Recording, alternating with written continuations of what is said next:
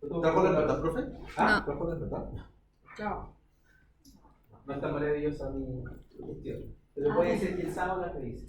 Pensé que ya eso no está Yo maravilloso. pensé que ya lo empecé yo mismo. No, pero que yo la revisé con cariño mejor. Esa prueba, que más o menos es la misma, tiene como un promedio histórico como de un 60.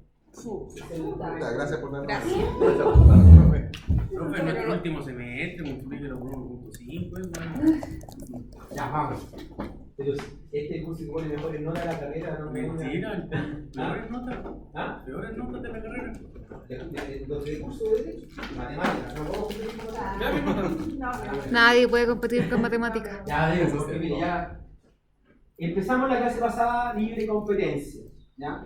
Libre competencia. ¿A qué se dedicará la libre competencia? La libre competencia es aquella disciplina del derecho que va a unir la economía y el derecho, valga la redundancia, a efectos de proponer normas, principios, instituciones que protejan a la economía de acciones anticompetitivas. ¿Ya? Es decir, de que actores económicos que normalmente deben competir no lo hagan.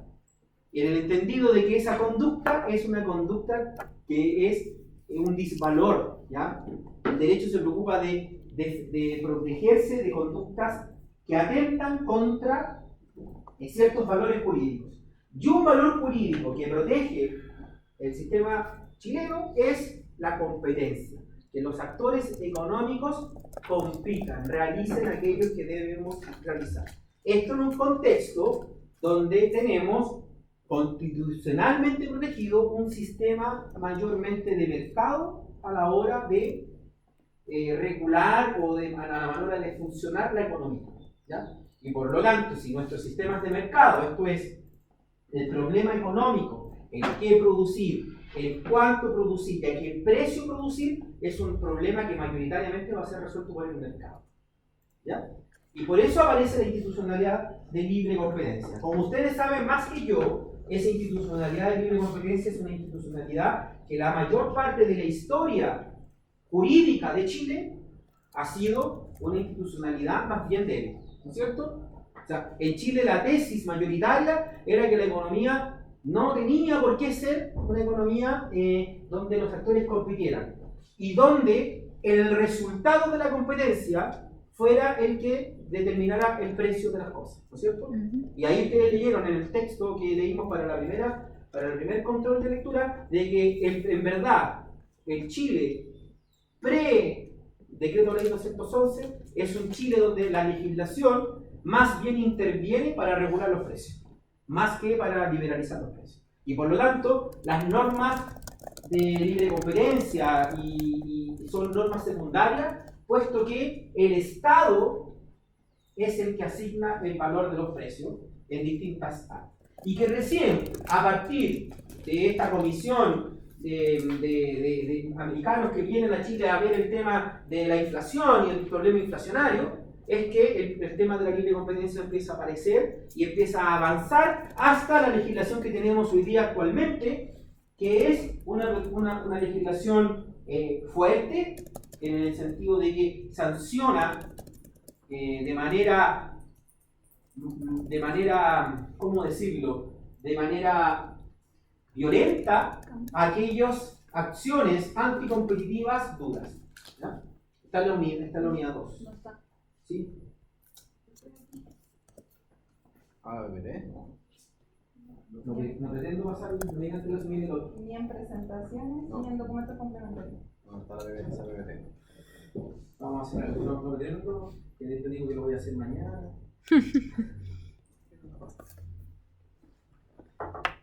Y bueno, atenta siempre. ¿Cachai ese nivel? Siempre un paso más adelante.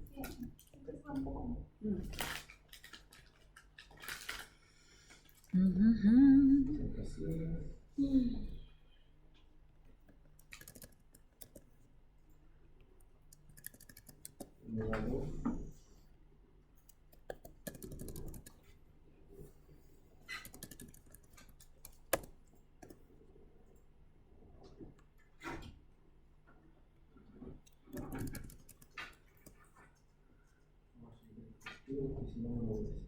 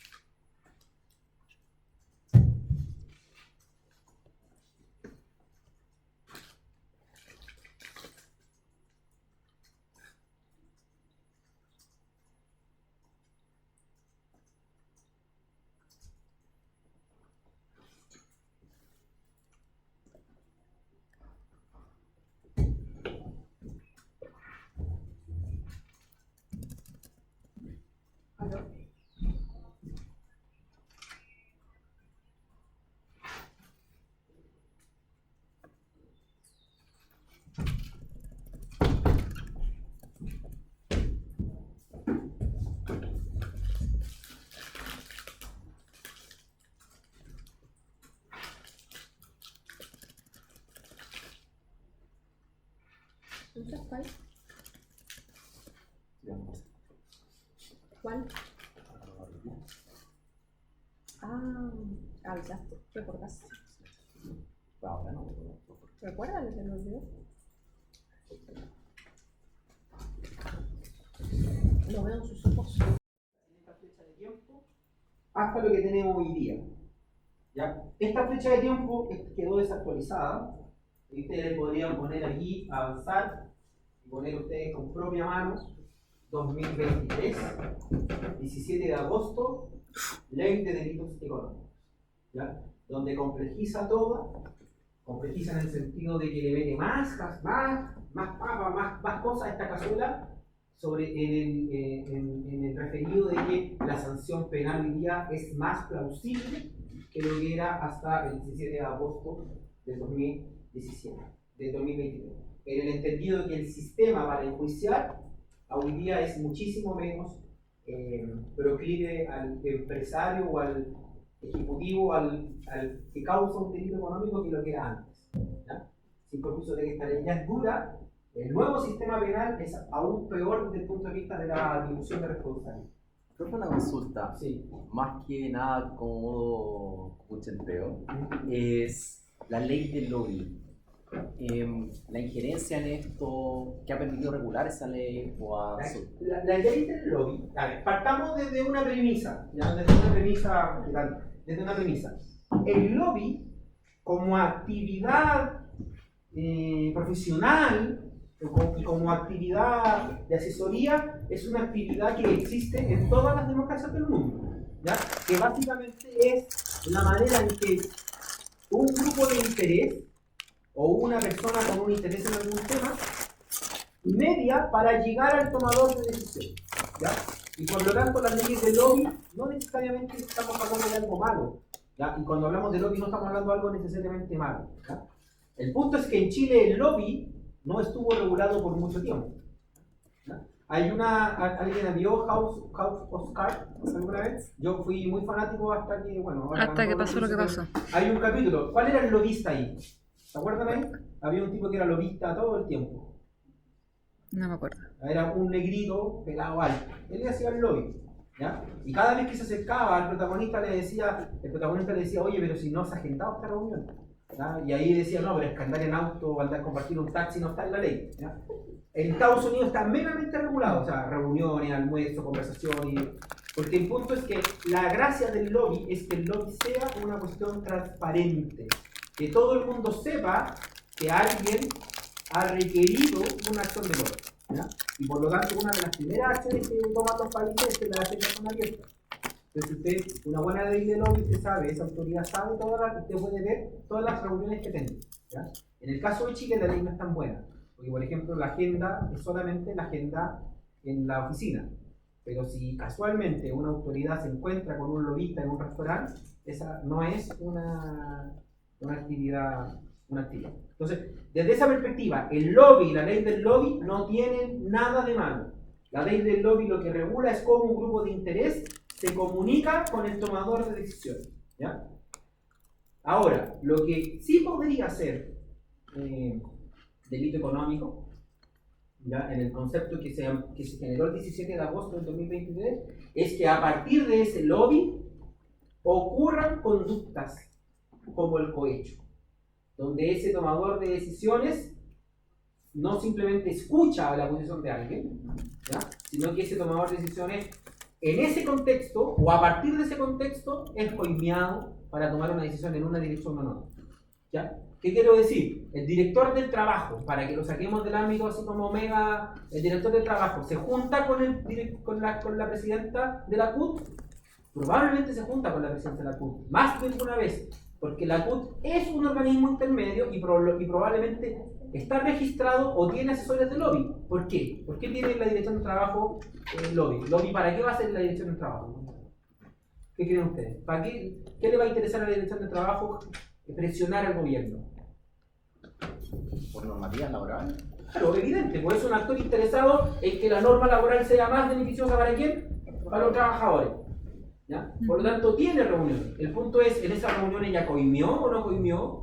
¿Ya? Ese es el contexto. Entonces, la ley del lobby no tiene eso. Ahora, el sujeto, y eso es quizás una cuestión que se debería mejorar, el sujeto activo del lobby es el funcionaria pública. El que lleva la agenda es el funcionario público, ¿ya? Es él el sujeto activo. ¿Qué digo como sujeto activo? Es él el que tiene la tarea de cumplir con la ley del lobby. Por lo tanto, el incumplimiento de la ley del lobby va a traer como infracción, primero, un deber funcionario, puede ser sujeto sumario, etc. Y si a eso le sumamos todos los delitos que sumó la ley de delito económico, podría haberse involucrado, ¿ya? Pero el lobby no es una actividad ilegítima. Y la ley del lobby regula cómo hacer, ¿ya? Entonces, ese es el contexto en el cual vamos a ahondar. Solo para hacer una revisión, así como rápida, entre el Chile previo al 2016 y el Chile post-2016, podemos ver de que en las cuestiones más relevantes, dentro de las atribuciones de las autoridades, de libre competencia, el cambio es fuerte.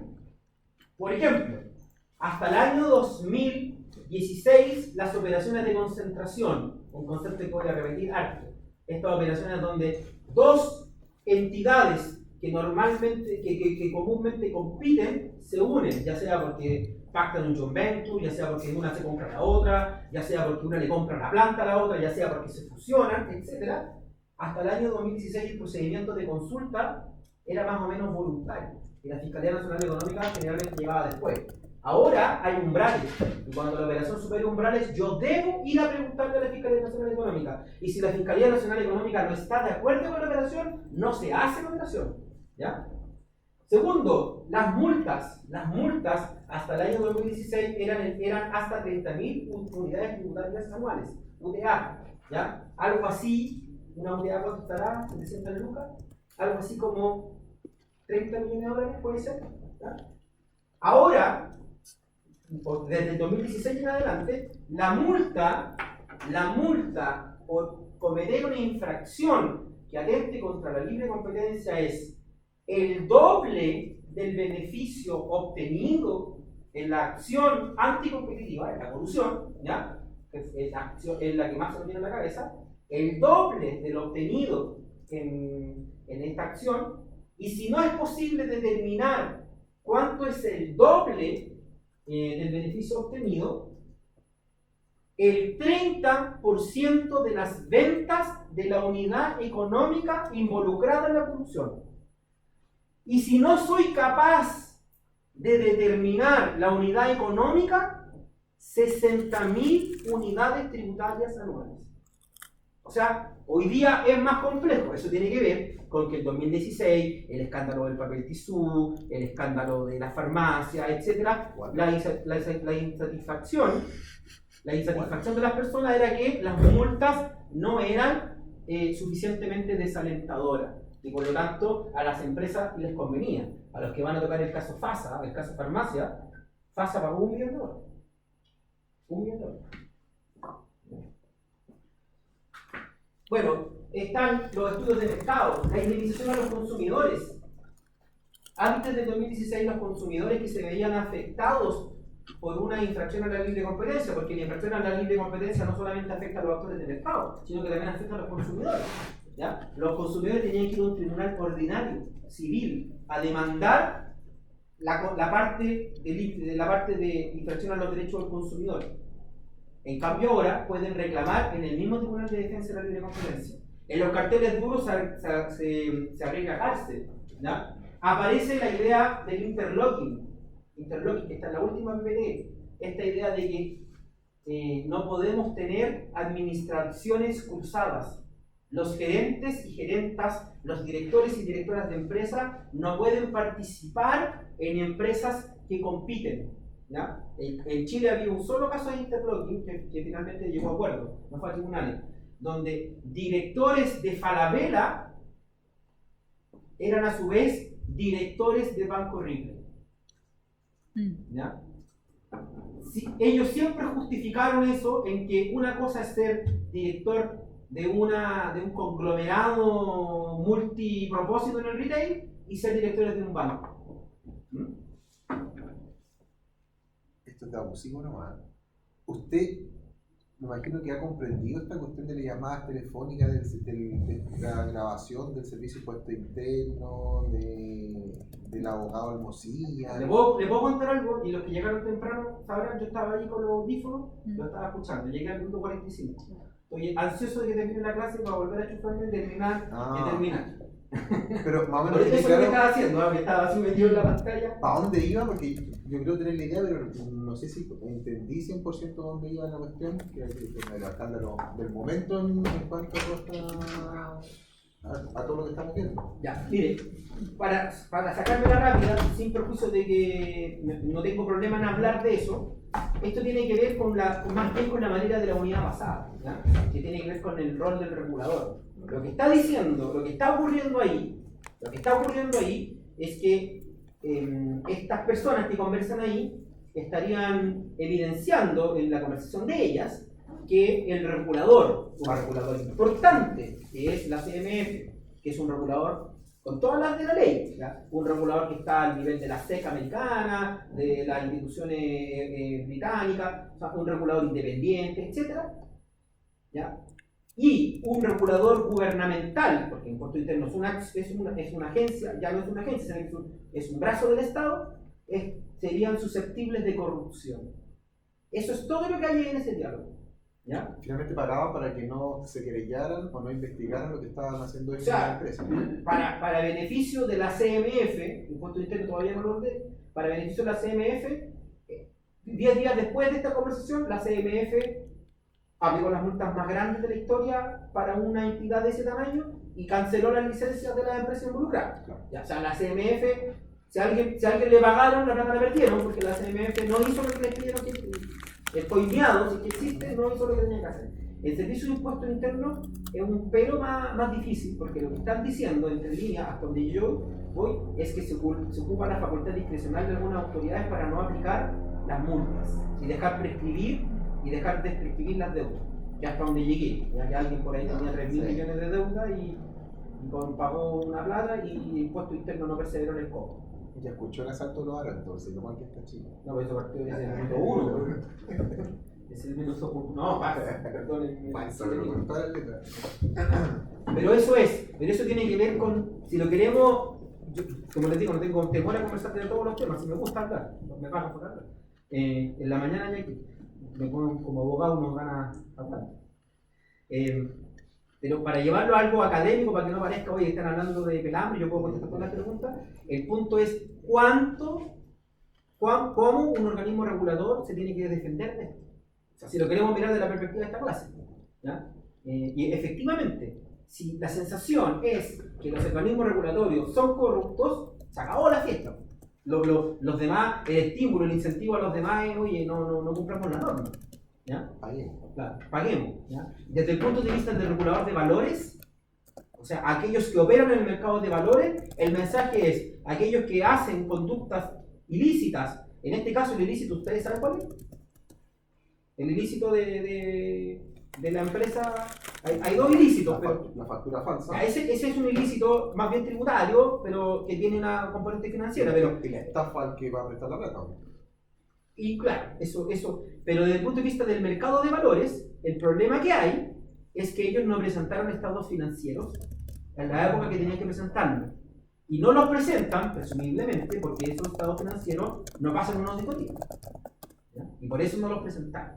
¿Ya? Efectivamente, luego aparecen otro tipo de delitos. El delito tributario, de documentos tributarios falsos, ideológicamente falsos, y el delito común, que más encima tiene la nueva normativa, que es haber hecho algún tinglado donde alguien pagó las facturas. Y el que las pagó no debe estar contento. Y creo que son muy importantes las personas que pagan. No, pues si son los Luxi, Ah. son los accionistas no. Bueno, ¿para qué? Ya. Duda. Bueno, el interlocking, vuelvo al interlocking. Puedo hacer una pregunta solo antes del interlocking. Habló de sanción criminal para carteles duros. ¿Cómo definimos carteles duros en concreto?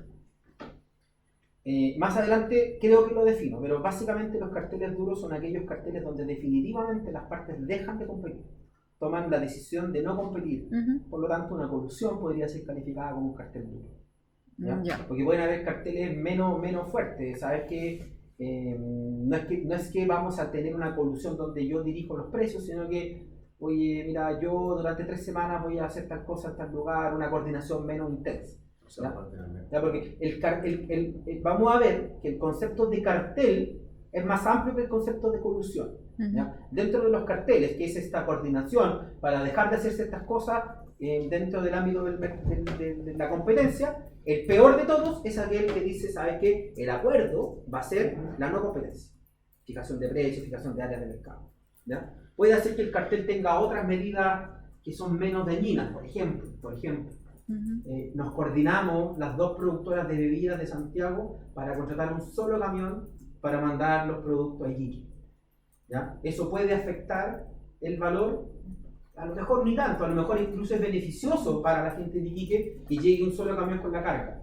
¿Ya? Pero el riesgo de coordinación es tremendo, porque de pasar del camión al mismo embotellador, oye, y si yo distribuyo en Iquique, ¿ya? ¿Se entiende? Entonces, el cartel va a ser una idea más general, y el cartel duro va a ser ahí donde ya definitivamente dejamos de coludirnos, produciendo efectos nefastos para los demás actores de mercado y para los consumidores. Y eso está un poco, no tanto, no es tan discrecional en el fondo, hay como un acuerdo tácito de qué es lo que en concreto entendemos por eso. A ver, en este sentido, la definición que vimos en la clase pasada, que debe estar en la PPT 7, 8, los que lograron bajarla, lo que nosotros decimos es que una de las características del derecho a la libre competencia es que es una disciplina que regula indirectamente. Ujú. Y cuando decimos que el derecho a la libre competencia regula indirectamente, lo que está diciendo es que no hay siempre definiciones concretas sobre una conducta.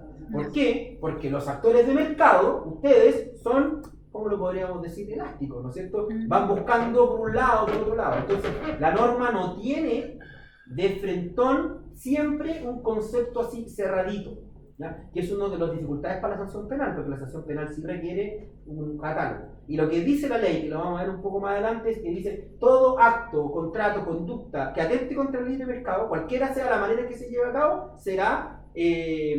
podrá ser condenada por el resto del organismo. La intensidad, efectivamente, no sé si la palabra discrecionalidad es la que mejor se puede aplicar, porque la discrecionalidad aplica que yo puedo hacer lo que quiera sin necesariamente tener que justificarlo. El presidente se aburre de un ministro, lo saca discrecionalmente, ¿ya? O el arrendador que se aburre del arrendatario que no paga, a fin de año manda la carta y le dice se acabó, no lo renuevo, es discrecional. No tiene que decirle que eres malo, simplemente no quiero más, ¿ya? Acá no, acá tiene que haber un antecedente. ¿Por qué? Porque estos organismos, fundamentalmente la Fiscalía Nacional Económica, que es la verdadera agencia, es una agencia técnica. ¿Qué dijimos en la clase pasada, en la clase, sobre todo cuando veíamos el texto de Moraga? Que cuando hay un organismo regulador técnico, la decisión debe fundamentarse en la técnica, por lo tanto, no es discrecional, debe ser fundada. Ujú. Y si no hay fundamento, no sirve. Yo podría ir al organismo superior a pedir que se invalide. Ah, espéralo. ¿Ya? ¿Se entiende? Sí. Por lo tanto, puede pasar que lo que hoy día es un cartel duro pase a ser algún juego de niños y el cartel duro se transforme en algo más fuerte, digamos, ¿ya? Bueno, y aquí están los estudios de mercado. La Fiscalía Nacional Económica no podía hacer estudios de mercado con información pública, perdón, con información privada. Solamente podía hacer estudios de mercado con información pública, ¿ya? Lo que le decía el interlocking, participar en directorios cruzados, ¿ya? Las participaciones cruzadas, no había obligación de informar que yo tenía propiedad en empresas que competían. Yo podía ser accionista de Falabella y de Ripley al mismo tiempo, ¿ya? En cambio ahora, si yo tengo más de un 10% de propiedad en un competidor, tengo que informarle a la Fiscalía Nacional Económica. Y se sanciona, y en la ley de delito económico del 17 de agosto de 2023, perdón, castiga aún más fuerte la entrega de información falsa, la no entrega de información, el denegar información, tanto a ejecutivos, funcionarios públicos. Entonces, la sanción penal volvió. Y aquí es importante algo que quizás no les quedó de la clase pasada. Nosotros tuvimos sanción penal hasta el 2004. En 2004 se acaba la Comisión Antimonopolio, se perfecciona el sistema, se institucionaliza aquel que va a sancionar, aparece el Tribunal de Defensa Libre de Competencia, se mejora las facultades fiscalizadoras de la Fiscalía Nacional Económica, etc. Pero el precio que se pagó, si lo queremos mirar como políticamente, fue que se acabó la sanción penal. Yo no he hecho el estudio porque yo no me dedico a esto en mi vida, pero probablemente las sanciones penales entre el 73 y el 2004 fueron pocas, ¿ya? Por lo tanto, a la luz de lo no pasó nada. Entre el 2004 y el 2016 no tenemos sanciones penales a las conductas. Ahora, la paradoja, o no la paradoja, porque quizá era previsible para personas como ustedes, es que se aumentó la autonomía, se aumentó la fuerza de la Fiscalía Nacional Económica y aparecieron casos relevantes. Y tuvimos presas de verdad, pero ya no teníamos dientes para morder y no se podían ir presos. Y eso se acaba en el 2016. Ahora, entre el 2016 y ahora, y hoy día, por lo que yo sé, casi nadie ha sido condenado penalmente por estas conductas, ¿ya? No, todavía no. Y vamos a ver cómo se aplica la reforma de este año. ¿Dudas, consultas, comentarios? En este punto, ya entrando en la institucionalidad directa de libre competencia, tenemos que plantear que la norma que va a regular esta materia es el Decreto Ley 211. Ustedes van a ir estudiando, los que van a tener trabajo, los que están con trabajo asociado a esto, les van a aparecer ley 19.000 y tanto, ley 20.000 y tanto.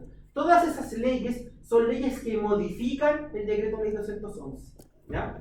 ¿Ya? El cuerpo normativo que contiene la normativa que protege a la libre competencia es el Decreto de Ley 211 dictado el año 1973, una de las primeras normas que dictó el gobierno de Estado. ¿Ya? Y ese decreto ley se ha ido perfeccionando vía legislativa, o sea, se le dio legitimidad como fuerza de ley. ¿Y qué nos dice este decreto ley? Este decreto ley lo que nos dice es que hay un deber institucional de promover y defender la libre competencia, prohibiendo, corrigiendo, atacando, sancionando todos aquellos atentados contra la libre competencia. Es una frase abierta, ¿ya? El artículo primero dice: la presente ley tiene por objeto promover y defender la libre competencia en los mercados. Los atentados contra la libre competencia serán corregidos, prohibidos, reprimidos en la forma y con las sanciones previstas en esta ley. ¿Ya? Ahí viene lo indirecto, no hay una conducta específicamente atacada, sino que se dice generalmente, de la manera que se les ocurra vulnerar la idea de competencia, yo lo puedo sancionar. Lo puedo corregir, lo puedo prohibir y lo puedo sancionar. Aquí es relevante porque esta ley le va a entregar facultades normativas, es decir, la autoridad administrativa, el regulador, va a poder interpretar muchas cosas a efectos de poder aplicar la ley. Ahora, la autoridad administrativa va a tener que dictar reglamentos instructivos para previamente avisarle a los regulados la manera en la cual va a aplicar o entiende cierta norma. ¿Ya?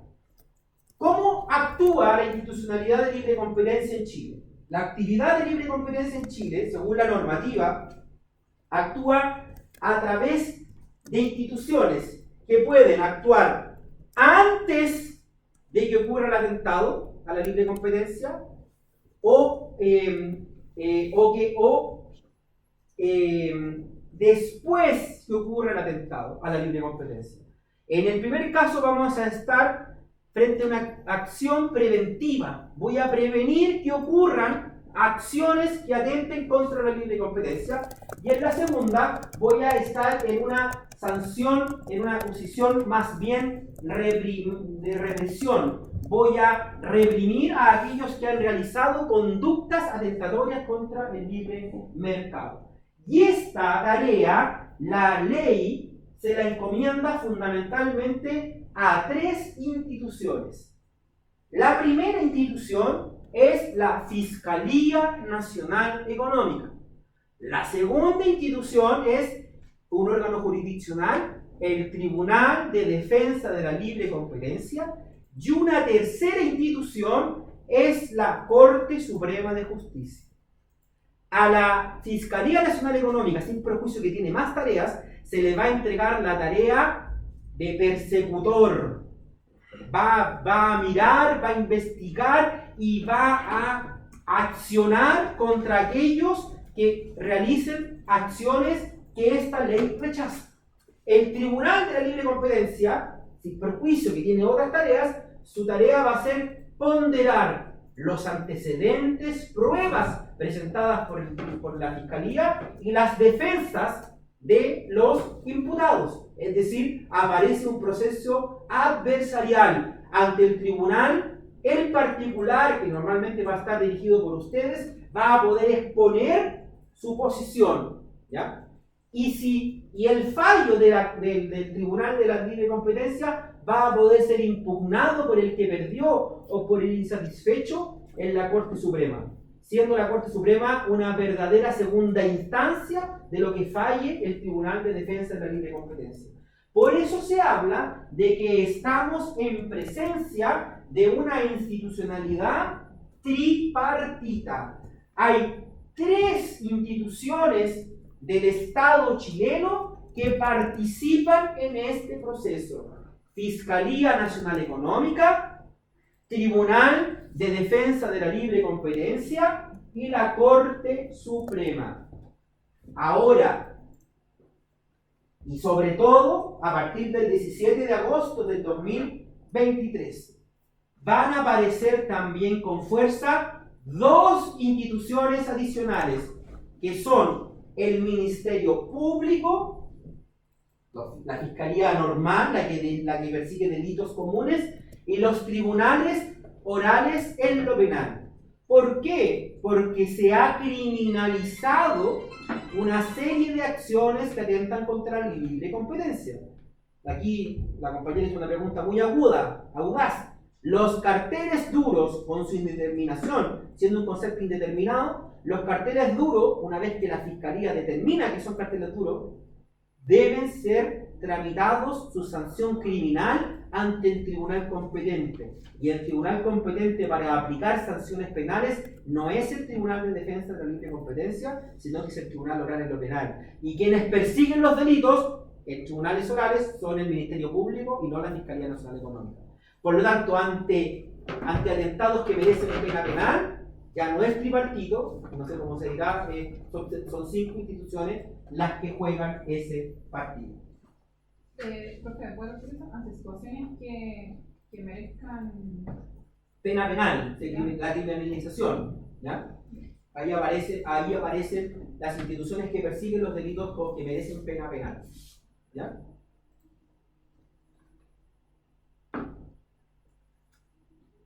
¿Dudas? ¿Comentarios? Como vamos a estudiar la institucionalidad, que es una manera más fácil para mí de llegar a estas materias, vamos a partir por la Fiscalía Nacional Económica. ¿Quién de ustedes ha tenido relación con la Fiscalía Nacional Económica? ¿Alguien sabe lo que es la Fiscalía Nacional Económica?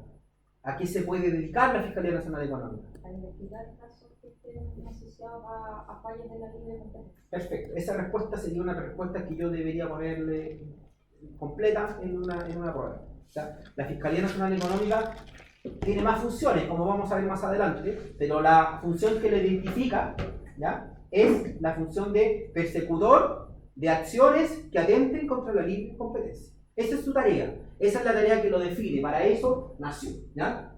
Si lo queremos poner más caldo jurídico, podríamos decir que es una agencia regulatoria, ¿ya? Con todas las características que tiene esta nomenclatura, según lo visto con el profesor Morales.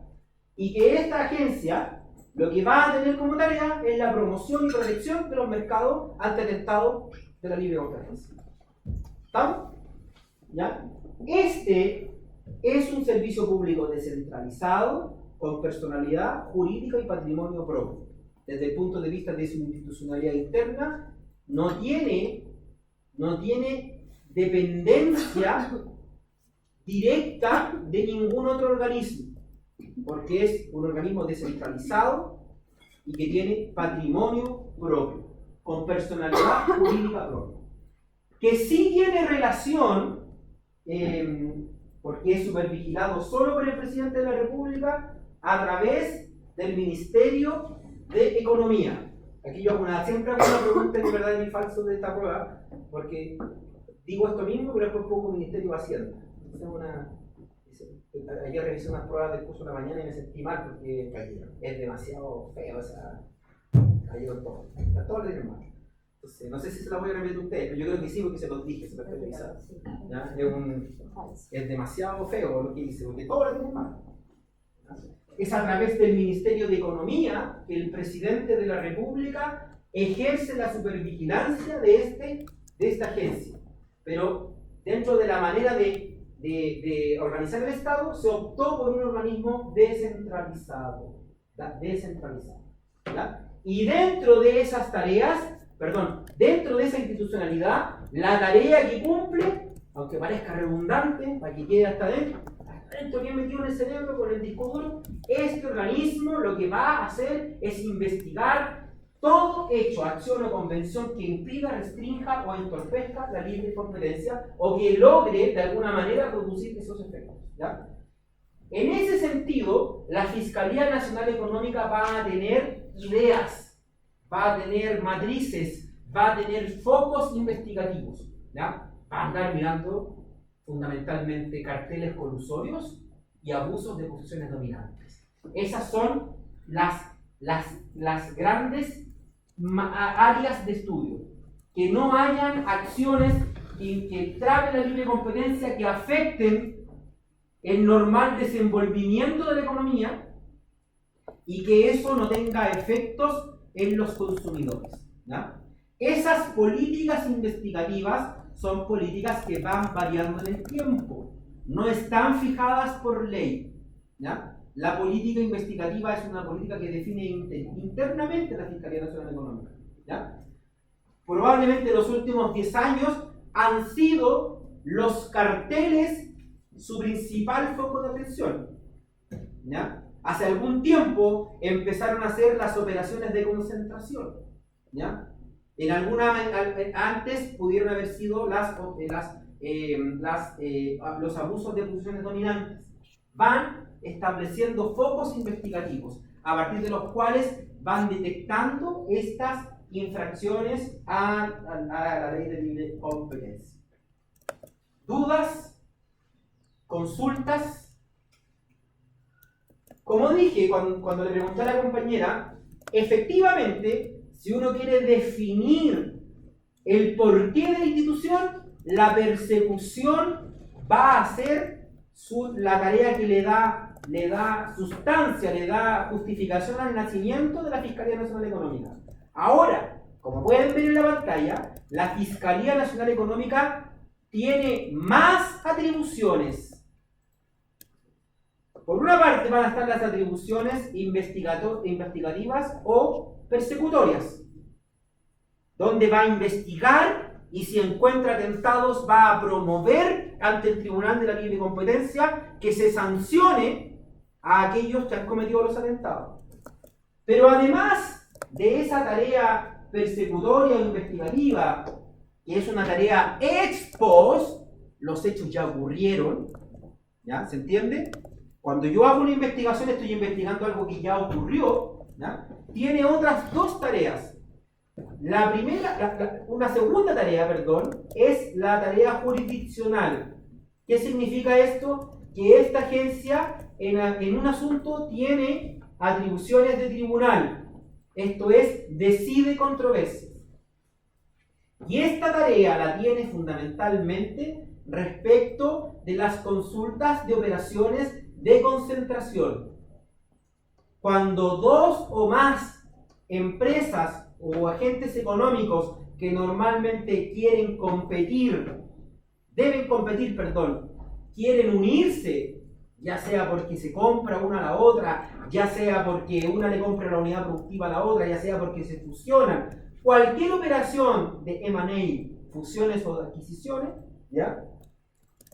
Cualquiera de esas operaciones, cuando la operación supera un cierto umbral, o los participantes tienen ciertos umbrales individualmente superados, debe necesariamente ser aprobada primero por la Fiscalía Nacional Económica. Si la Fiscalía Nacional Económica no aprueba dicha operación no se puede realizar. Y si se realiza igualmente va a ser nula y se van a poder aplicar las sanciones que la ley contempla. Igual como se le aplica las sanciones a una corrupción. ¿Ya? Y la tercera tarea de la Fiscalía Nacional Económica es una tarea propositiva o promotora. ¿Qué es esto? La Fiscalía Nacional Económica, una vez al año, a través de su relación con el Ministerio de Economía, le puede proponer al presidente de la República cambios normativos. Le dice, mire presidente, esta norma tiene estos defectos. Esta norma no se puede aplicar, o esta norma debería ser perfeccionada en este sentido. El presidente de la República no está obligado a tomar la recomendación, pero la Fiscalía Nacional Económica puede hacer esta acción, ¿ya? Donde propone o promueve el cambio de ciertas normativas, ¿ya? En la primera tarea investigadora opera el sistema tripartito. ¿Por qué? Porque luego tiene que pasar al tribunal y eventualmente a la Corte Suprema. En el sistema de operaciones de concentración, normalmente también opera el sistema tripartito, porque cuando se rechazan operaciones de concentración, la Corte puede llegar incluso a la Corte Suprema. Y en el sistema propositivo o promotor, aquí no opera. La Fiscalía Nacional Económica directamente propone los cambios normales.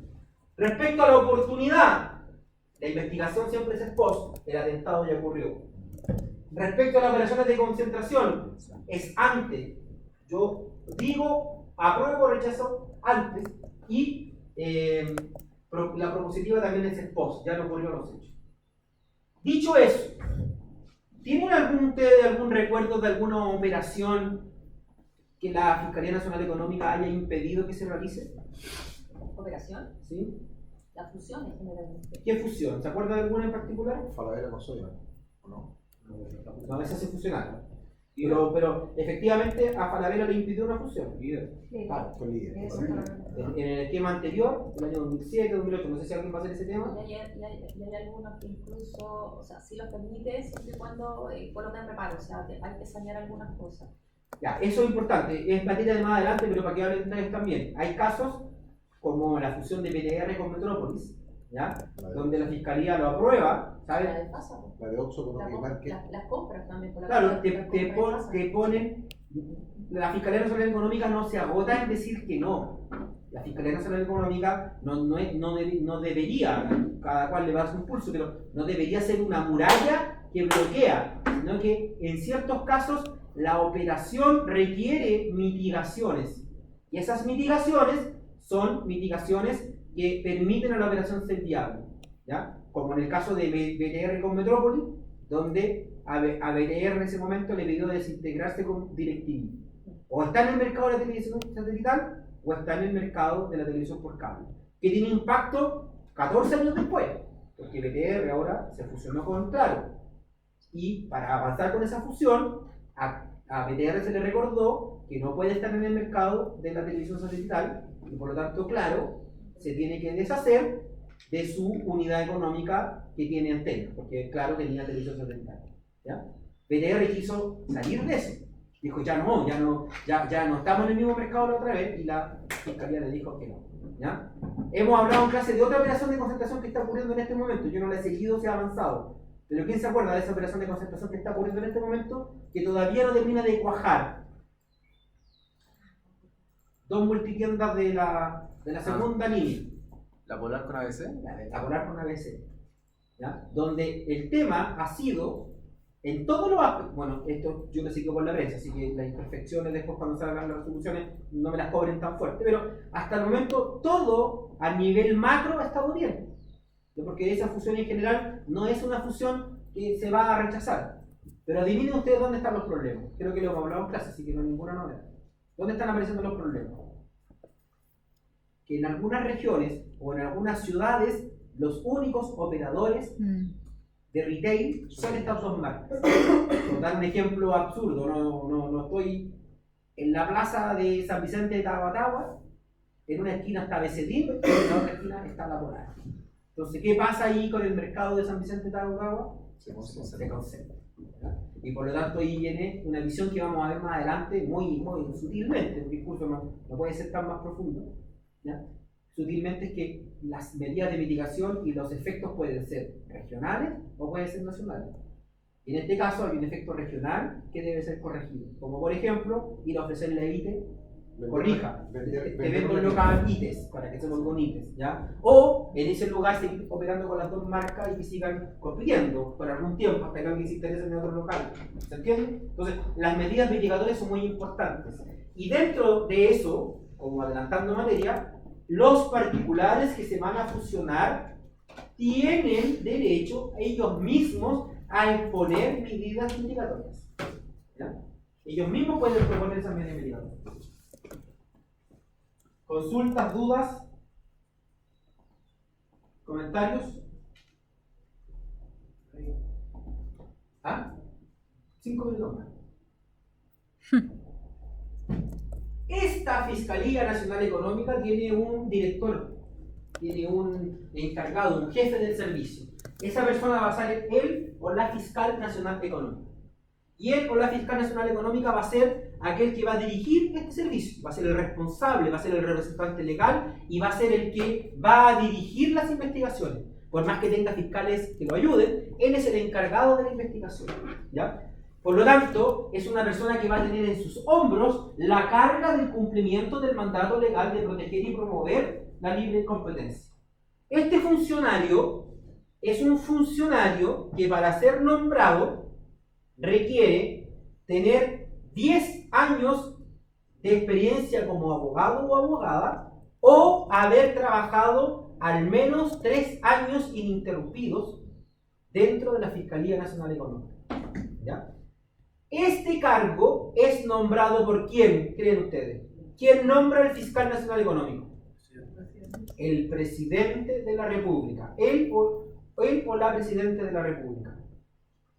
Pero, este no es un cargo que debe ser validado por el Congreso Nacional, sino que es la alta dirección pública la que le propone una terna después de haber realizado un concurso de antecedentes, ¿ya? En ninguna parte dice que este abogado de 10 años o abogada de 10 años de experiencia sea un experto en libre competencia. El requisito es que tenga 10 años de experiencia laboral. Ahora, 10 años de titulado. Ahora, para ser justo, desde el año 2010 o 2020 en adelante, 2010, incluso desde la Michelle Bachelet en adelante, para atrás probablemente también, todos los fiscales nacionales económicos han sido personas destacadísimas en el mundo de la libre competencia. No ha llegado todavía esta idea de nombrar un experto. Y ahora, hace 3 o 4 meses, el presidente Boric también nombró una persona y nombró un experto, ¿ya? Nombró un experto. ¿Esto por qué? Porque este organismo, según lo que vimos en clases, es un organismo técnico, independiente, y por lo tanto, es esperable que el director del servicio sea alguien que tenga conocimiento técnico, porque a partir de esa expertise es en virtud de la cual va a justificar sus decisiones, ¿ya? Va a justificar sus decisiones. Ahora, este organismo, vamos a ver más adelante más específicamente o con algún ejemplo más concreto, es un organismo independiente.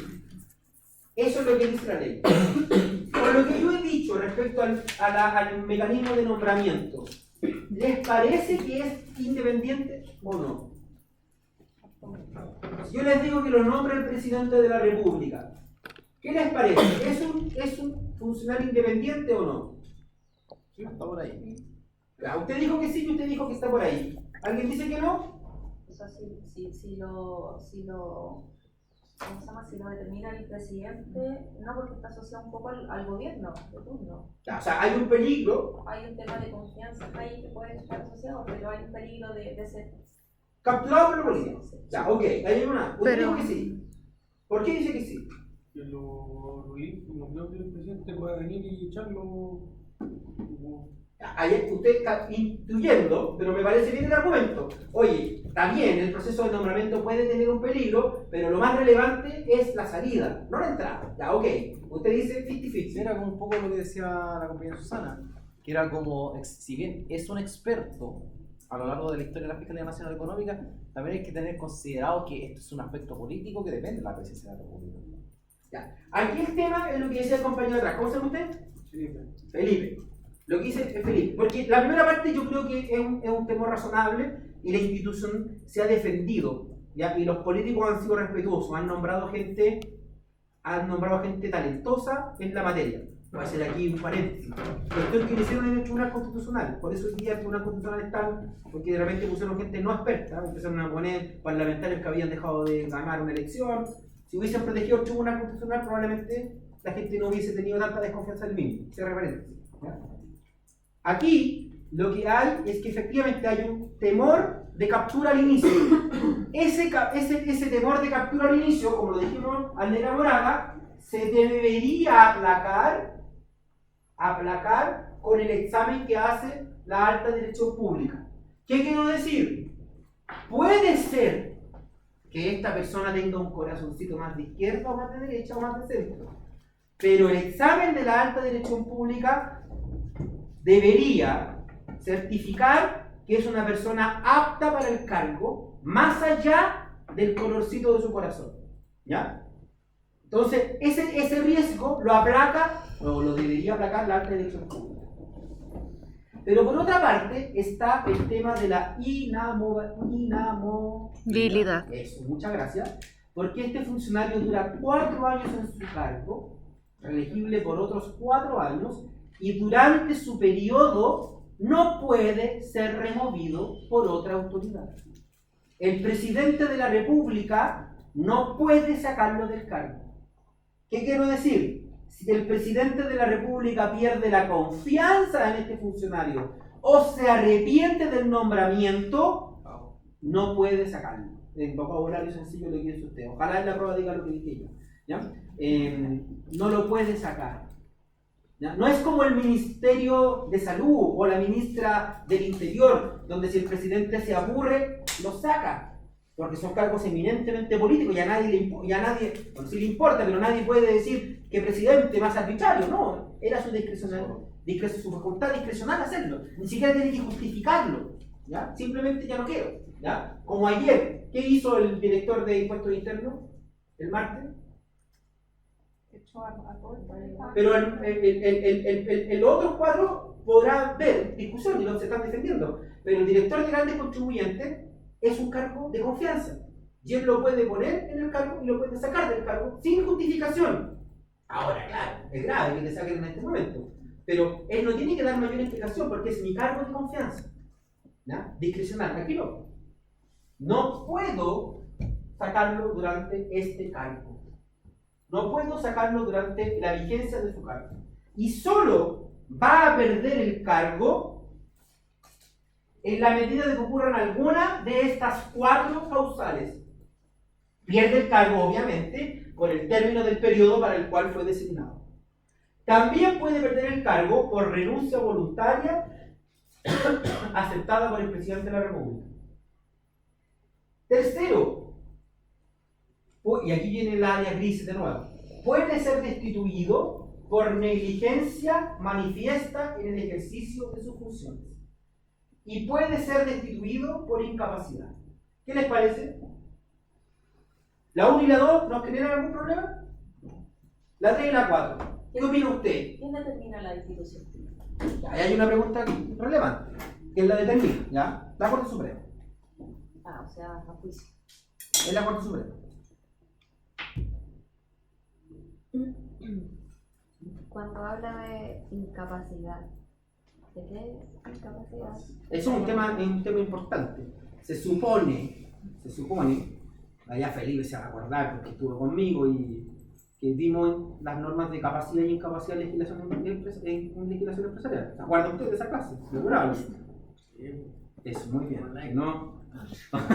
Claro, ahí, entre dormía y dormía. La capacidad, aquí fundamentalmente cuando hablamos de incapacidad de ejercicio. Todas las personas somos capaces por el solo hecho de ser personas. Podemos gozar derechos, pero no todas las personas podemos ejercer nuestros derechos. Hay personas que requieren ser representadas, los menores de edad, las personas que tienen alguna discapacidad. La ley habla violentamente, habla de los dementes. ¿Ya? Sí, ese concepto no es clínico, pero la ley dice demente no puede actuar solo, siempre tiene que actuar representado. Lo que dice aquí es que ha ocurrido alguna causal de incapacidad. Pensemos, el fiscal nacional económico toca y queda con parálisis cerebral. Ahí hay una incapacidad clínica que podría llegar. Ahora, el problema es que pasen cosas como lo que le pasó al alcalde no el alcalde de Algarrobo, no, el alcalde de, se me olvidó, en Chillán, que fue árbitro, Chandía. ¿Saben qué es Carlos Chandía? Carlos Chandía era un árbitro de fútbol que decía alcalde de algo al lado de Chillán. ¿Ya? Era un muy buen, era un árbitro bueno. Después se equivocó en el partido que eligió para Senado, pero era alcalde. Y hace unos meses atrás casi se mata y estuvo hospitalizado 6 meses. 6 meses, de los cuales estuvo 3 meses en coma. La municipalidad lo esperó, los concejales no lo destituyeron, pero alguien podría pensar que ya fue. ¿Se entiende? Entonces eso lo determina la Corte. ¿Ya? Y también pueden estar los estados de locura, como que se transformaron en un disipador y había que declarar interdicto. ¿Ya? Y el otro está la negligencia en el ejercicio de sus tareas. ¿Ya? Estas dos, para no quitarle el rango de independencia, son atribuciones que, solo se pueden determinar por la Corte Suprema en un pleno especialmente convocado al efecto, donde la mayoría de los ministros de la Corte Suprema votan que han concurrido a estas cosas. ¿Ya? Pero fue una consulta si el elemento persecutorio de la Fiscalía Nacional Económica, ¿cómo se determina la negligencia manifiesta? La negligencia manifiesta podríamos decirla que no presenta la querella a tiempo. Recuerda que hace un tiempo atrás, para dar un ejemplo de otra parte, de lo que me acuerdo, que hace unos meses atrás todavía estaba de ministra Isquia Fisches y había que presentar una querella y no se presentó a tiempo. Eso es ser negligente en el trabajo. Y ese abogado lo echaron. ¿Ya? Entonces aquí tenía 3 semanas para presentar un requerimiento y no lo presentaste. ¿Ya? No cumplir tu labor, ¿ya? No cumplir tu labor adecuadamente, no dentro de tus tareas. Hay un área subjetiva, evidente que hay un área subjetiva. Es mucho más fácil el ejemplo que di yo. Tenías que presentar un requerimiento y no lo hiciste. O presentaste un requerimiento que era para el tribunal A y lo presentaste en el tribunal B. Entonces, y como es medio subjetivo, hay un juicio de valor, por eso lo decide un tercero, en este caso la Corte Suprema.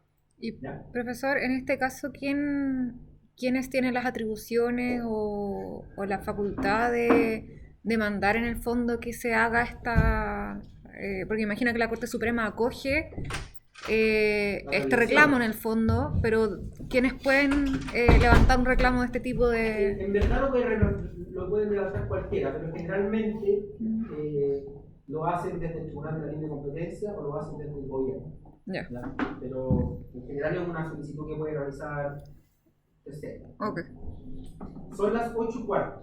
Entonces, para no perder el café, los que no lo fueron a buscar, vayan al café. Nos juntamos a las 8.